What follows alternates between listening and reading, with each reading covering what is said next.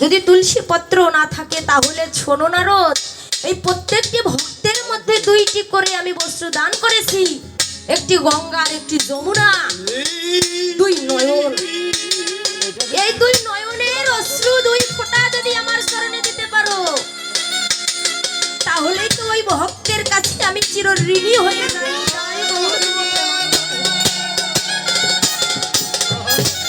মহাজনে বলেছে একবারে ঠাকুরে মন কাদরে মন দয়ালু বলে তোমার ওই পাপী দেহ শীতল হবে দুই নয়নের জলে। এই নয়নের জল অশ্রু যদি ধরাইতে না পারো কখনো গোবিন্দ তোমার কথা শুনবে। আর তুমি কোন শাস্ত্রে পেয়েছো শ্রাদ্ধ বাড়িতে নয়নের জল ফেলা যাবে না? কোন শাস্ত্রে আছে? হ্যাঁ, মৃত ব্যক্তির শরীরে দুই নয়নের জল ফেলা যাবে না, তাহলে এক যুগ লৌহ নামক নরকে তাকে যাইতে হয় বাবা। কিন্তু কোন শাস্ত্রে আছে শ্রাদ্ধ বাড়িতে বলে নয়নের জল ফেলা যাবে না?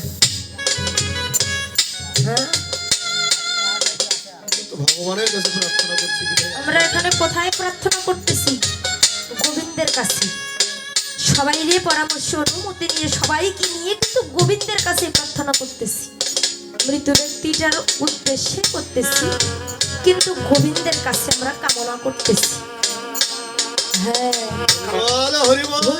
থাকলে গোবিন্দ তুমি ক্ষমা করে দিও প্রভু, তোমার যুগল চরণে তুমি তাকে ঠাই দিও। তাই বুঝতে হবে অযথা কথা বলা যাবে না, কারণ তুমি নিজেই বলেছো বেশি কথা বললে তাকে বাচাল বলা হয়।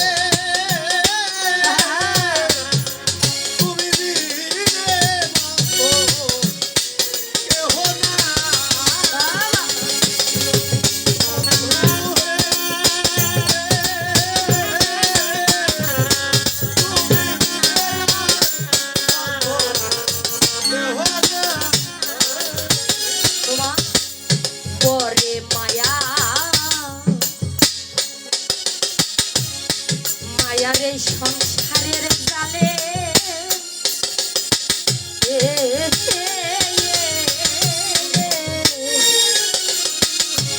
আজ তোমায় দয়াল আমি রইলাম ভুলে গো।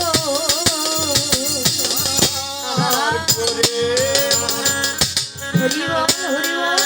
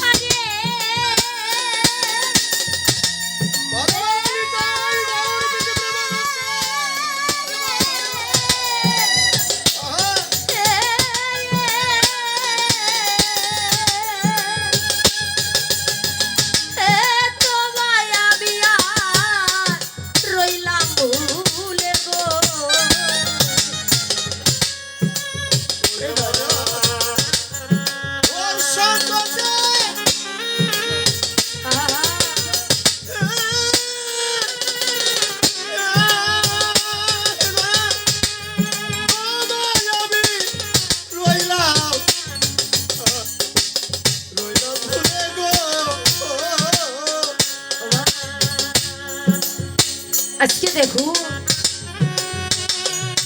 সংসারের জ্বালা জ্বলে আসছে মা, সংসার সাগর রূপা রূপা মানবা, জঞ্জাল জাল রূপা কাল রূপা ধীবরেরা।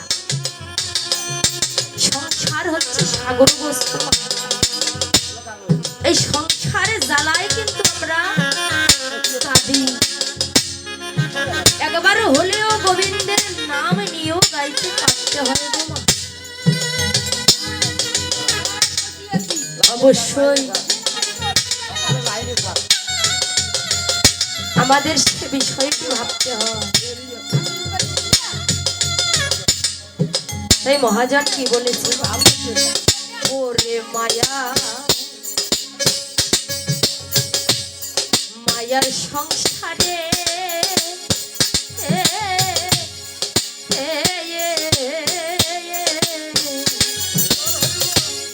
তোমায় দয়াল রইলাম ভুলে গো ও দয়াল তুমি যদি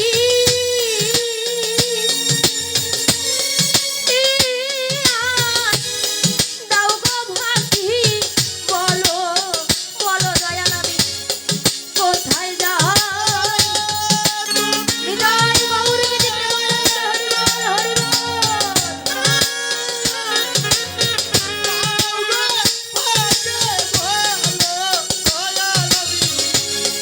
কোথায় যাই তুমি যদি দাও গো ভাতি বলো দয়াল কোথায় যাই আমার কেহ না বন্ধু হে তুমি বিনে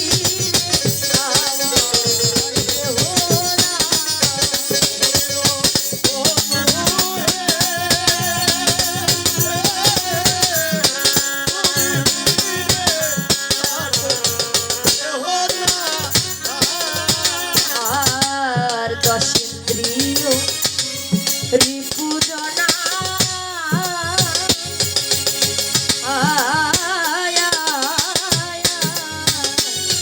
করে তারাই দিল কুমন্ত্রণা গো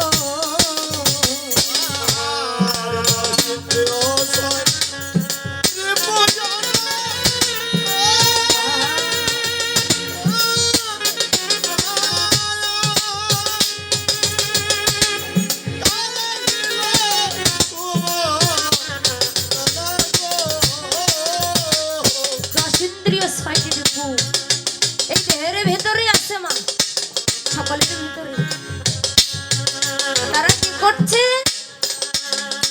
এই দেহটিকে সঞ্চালন করতেছে কখনো সুমন্ত্রণা দিচ্ছে কখনো আবার কুমন্ত্রণাও দিচ্ছে কিন্তু মাগো আমরা যে মনুষ্য সকলে জন্মগ্রহণ করেছি আমরা মানুষ যে জন্মের জন্য স্বর্গের দেবতারাও বাঞ্ছা করে মা শাস্ত্রে বলা আছে জলজাল অবলক্ষানি স্থাবরা বিংশতি কৃমি আরুদ্র সংখ্যক পক্ষিরং 10 লক্ষ কং 300 লক্ষানি পশু মানুষ 400 লক্ষানি মানব 4 লক্ষ মানব জন্ম এত সহজ নয় অনেক কষ্ট সাধ্য করেছে যে জন্মের জন্য স্বর্গের দেবতারাও বাঞ্ছা করে তাই না তাই তো মা আমরা কিন্তু ভালো মন্দ যে কি সেটা বুঝতে পারি অনুভব করতে পারি কোনটি কাজ করলে ভালো হবে কোনটি কাজ করলে আমাদের খারাপ হবে তাই যতই কুমন্ত্রণা দিক না কেন অবশ্যই অবশ্যই আমাদের ভালো মন্দ বুঝে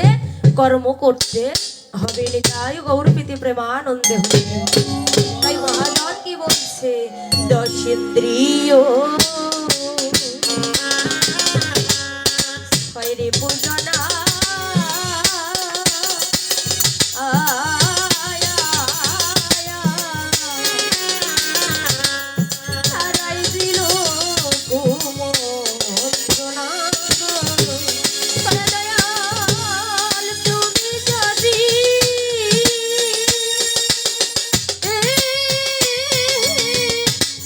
দাও গো ভাতি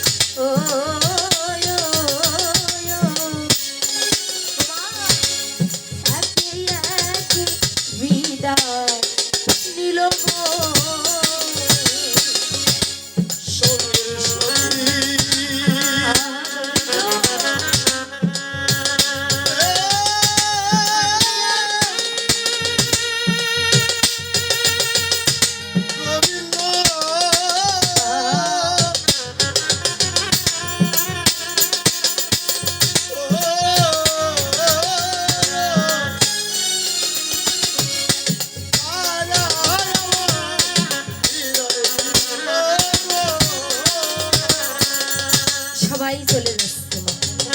যাচ্ছে না? বাবা গেছে, মাও গেছে,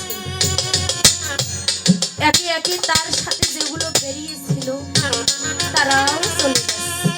ও মা, আপনারাই অনুভব করুন না কেন, ছোটবেলার খেলার সাথীর কথা মনে পড়ে না? এখন কিন্তু আর নেই। আমাদের দলের কথাই বলি, মায়েরা বলছে মা তোমাদের দলে আরো অনেক ছিল। হ্যাঁ ছিল মা। এই যে একে একে সবাই চলে গেল। এই যে আমার তাহ এই কিবোর্ড বাজাচ্ছে, তার বাবা আমার দাদু সে আমাদের দলে ছিল, মোসারু বলে তাকে, তাই না মা? মোসারু নাম বললেই সবাই ছেলে, এমন তার মা মহিমা। সেই দলে যখন ছিল, দলের শক্তি অসাধারণ ছিল। আমার নিজের দাদু সেও যখন ছিল, আহারে, চলে যাচ্ছে মা। আমাদেরও কিন্তু সংকেত আসছে, কিন্তু আমরা অনুভব করতেছি না, বুঝতে পারতেছি।